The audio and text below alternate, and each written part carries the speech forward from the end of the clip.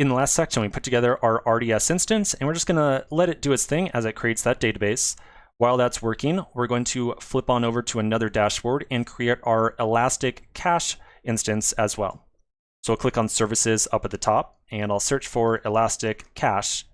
And okay, I've been saying ElastiCache. I guess it's really ElastiCache, whatever, all the same. Okay, so once over here, we're going to scroll down a little bit. And we really want to launch a cluster, but it's showing me this kind of annoying dashboard right here. Let's try clicking on Redis on the left-hand side, and then we'll find the Create button up here.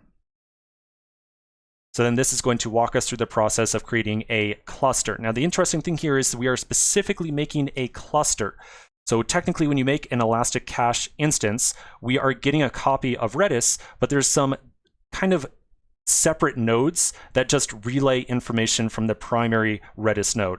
Way more detailed than we really need to go in. Just so you know, essentially we're getting a very high-powered copy of Redis that would do really, really well if we had a lot of traffic.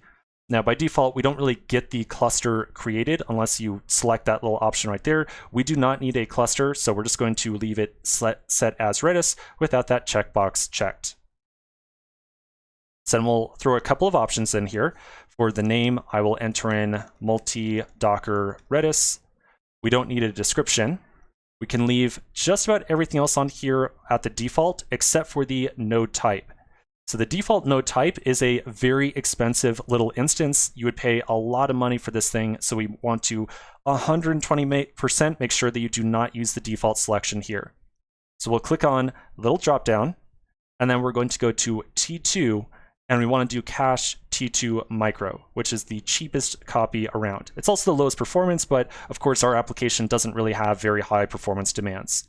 And we'll click on save. Now I want you to really verify right here that we do in fact have the cheapest option selected, which should be a cache T2 micro.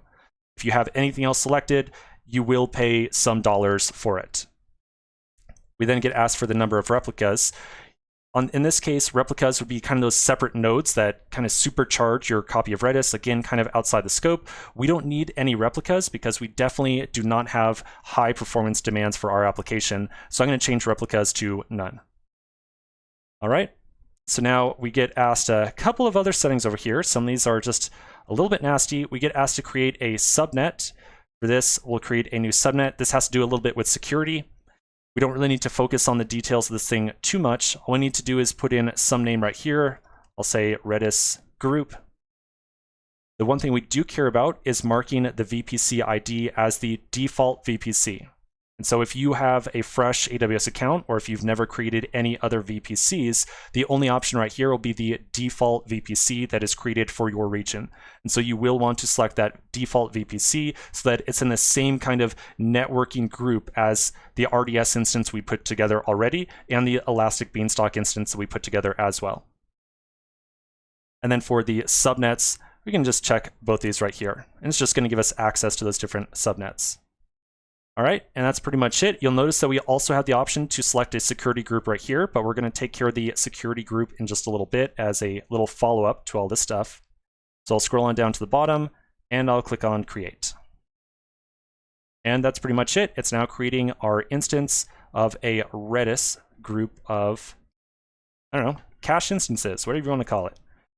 All right, so we got to wait for this thing to be created as well. So we'll take a quick pause, and when we come back to the next section, we're going to do the last step, which is to wire all this stuff up with a common security group and apply that security group to the Elastic Beanstalk, RDS, and EC instances. So quick pause, and I'll see you in just a minute.